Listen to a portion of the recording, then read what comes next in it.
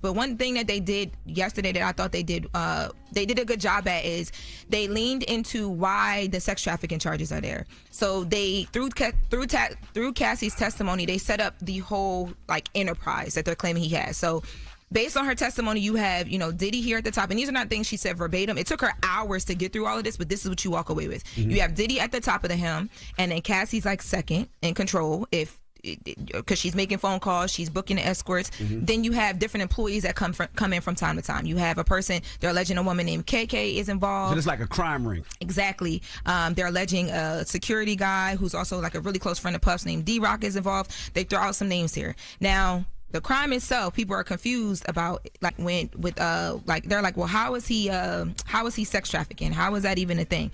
But what they're showing us evidence of, text messages and conversations, is Diddy saying, yo, fly these people out.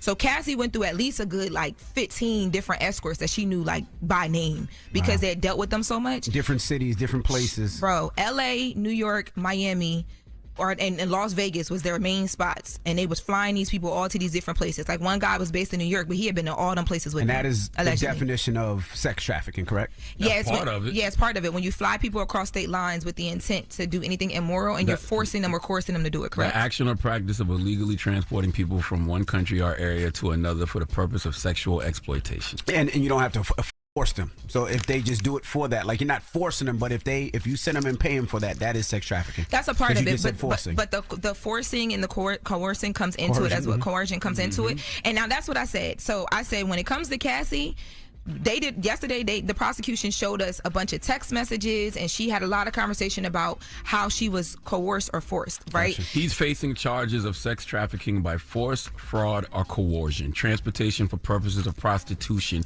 and racketeering conspiracy. So the prostitution and the transportation for prostitution, boom, that's you bringing people across state lines to have sex with them and paying them to do it.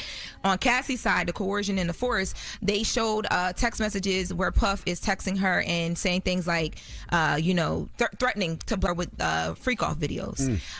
So and a lot of people were like, yo, we don't know what they have. They literally showed it yesterday. Now, you also said, am I right or wrong, that they showed pictures and videos of Cassie beat up and knots on her head? Not video. They will not show any video in court because they're afraid that it'll get out. Even the photos they showed, they've showed them, but they only showed them to the jurors and to Cassie to look at. But yes, the couple photos that they did show of her abuse, it was so bad. You seen them? Yeah. You did see him? Yeah, like we didn't get to see photos of the freak off. They showed actual screenshots from the freak off videos, but we saw some photos of the domestic violence, and it was horrible. Like, she took a selfie and her lip was so swollen. There was another photo of like a gash on her head, a huge gash on her head, and she said that she didn't even go to like a regular doctor. She went to like a plastic surgeon to get stitches because they just was trying to keep it low.